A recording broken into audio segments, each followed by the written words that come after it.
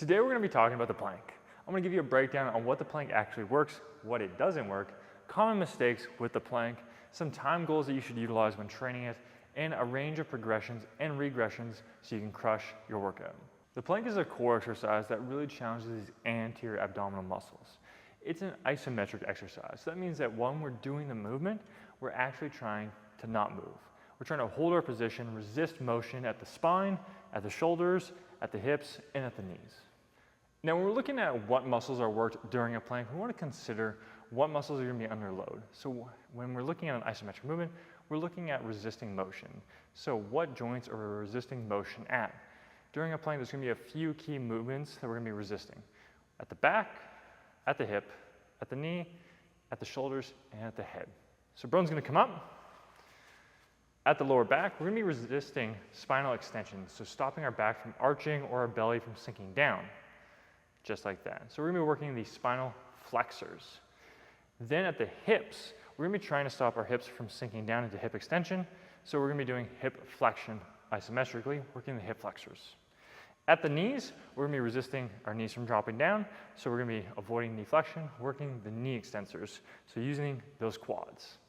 Then at the shoulders, we're going to be trying to stop our chest from dropping down and our shoulder blades coming together. So we're going to be trying to spread those shoulder blades, working our shoulder protractors, also known as your serratus anterior, and those muscles. Then at the neck, we're going to be stopping our chin from dropping down to the ground, keeping that chin back, working our neck retractors. Now let's talk about what the plank doesn't work. A lot of times you'll hear individuals claim that the plank is a great exercise to work the lower back, work the upper back, or work the glutes. When we look at the mechanics of that, it doesn't really transfer over when we consider where these muscles are put under challenge. So let's look at the plank. So if I set up like we had Broden a second ago, I'm here, and one of the things I'm resisting, for instance, is back extension. So when we're looking at the back muscles, they actually work on extending the back. So if we're trying to resist it more working the flexors, we're not going to be challenging the back extensors. Same thing when we're looking at the upper back. So here we're trying to resist our shoulders coming together, pushing our shoulders apart. In contrast, when you're trying to work your mid-upper back, you're going to be doing exercises like rows, pull-ups, etc., where you're bringing your shoulder blades together. So we're doing the opposite of that. And the last one with the glutes. So this one is interesting because when you're set up here, squeezing your butt cheeks is actually helpful, but it's not necessarily a glute exercise. When you think about exercises that work the glutes to a high level, we're looking at squats, hip thrusts, etc., where we're doing resisted hip extension. During a plank, you will squeeze your glutes to help encourage you to posteriorly tilt your pelvis, which puts your abs in a better position to work and really challenge them. But it's not necessarily a glute exercise because we're in a position where gravity is assisting our glutes in working. So instead of challenging them, it's assisted. So while the plank is fantastic, it's not really a back exercise, an upper back exercise, or a glute exercise. Instead, it's challenging the abs, the obliques, the quads to a decent degree, and then when we get into the more challenging variations, the shoulders as well. Now we're going to look at the common mistakes done in a plank.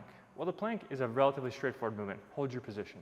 There's a number of things that individuals do that takes away from the benefit that we get from a plank.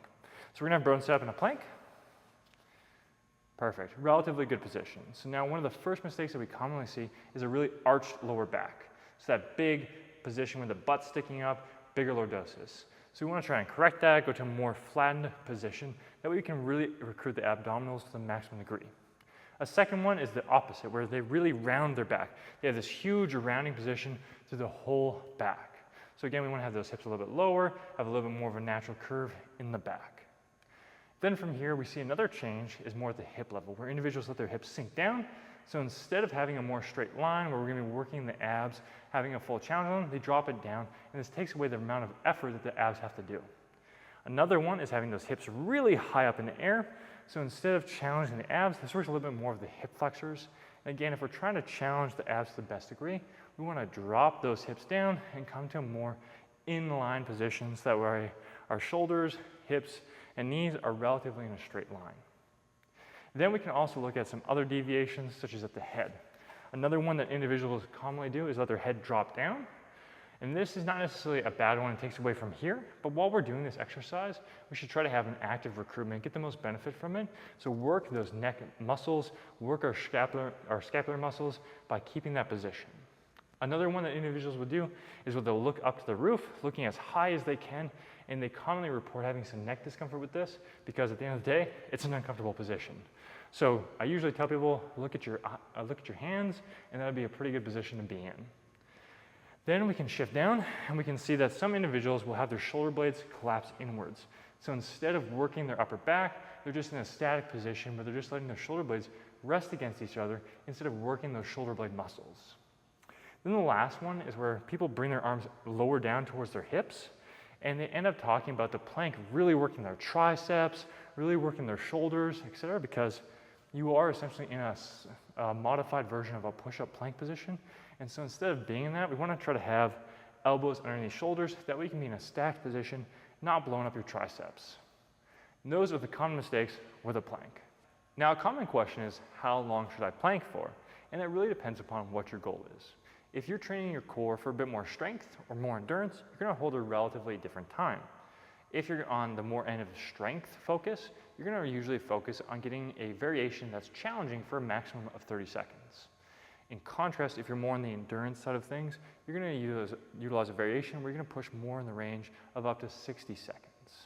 A follow-up question is, how frequently should I do planks? And the simple answer is, it depends on the rest of your training and what your goal is.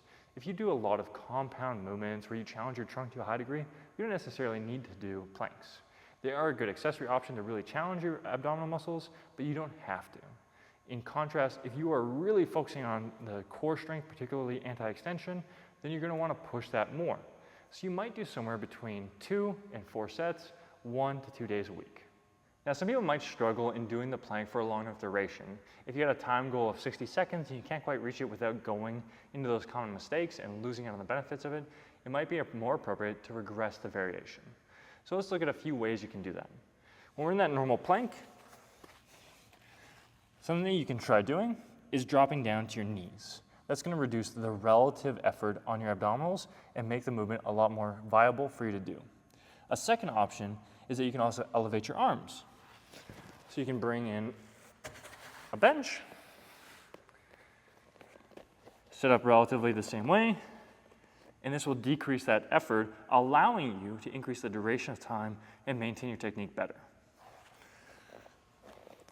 Those two are going to be the best options for most people in regressing it. Now let's check out some progressions. Now for those who are able to hold to the normal duration of time in a standard plank, we want to make the plank more challenging.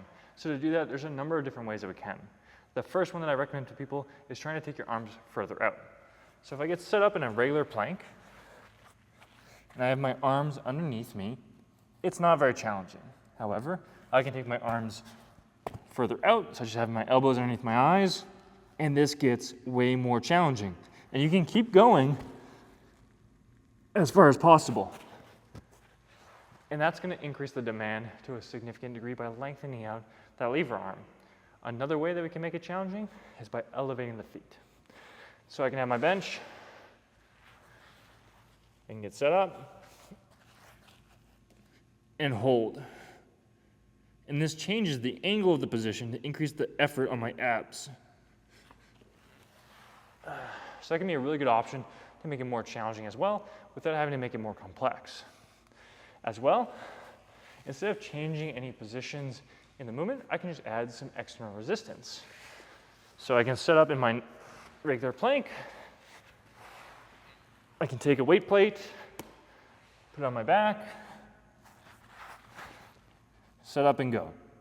And this increases the effort of resisting my back from extending, dropping my hips down. Then, in addition to these options, we can add another complexity to the movement, such as having some extremity motion. So two variations that I'm a really big fan of that are plank options, so where we resist extension, that are utilizing our extremities are body saws and rollouts. So, in a body saw, what I do is I set up in a plank position, and then I'm having motion where I'm going forward and back. And you can also have this to where you use a slider and have your feet actually slide back and come back forward. Every time you go out, it's like you get into an arm extended plank and you come back in. It's a little bit more challenging in the lats. So if you're looking to have a core exercise that's also an upper body exercise, it can be a good option. And then we can look at a progression similar to that. It's going to be an ab wheel rollout. So ab wheel rollouts, when done well, are essentially a plank with our arms straight and our arms moving, because we try to resist motion at the back and keep our position throughout the motion. So those are going to be some really good options for you. If you'd like more variations, you should check out our plank video where we go through a ton of different plank variations. If you want to break down on the ab wheel roll, we also have a video that goes through all sorts of progressions and regressions on the ab wheel and the technique for it. And that's a breakdown on what the plank is, what muscles it does and doesn't work, common mistakes with it, regressions and progressions for it. Hopefully you enjoyed the video. If you did, smash that like button down below. It helps us out a ton. And make sure you subscribe to see more content in the future. Peace.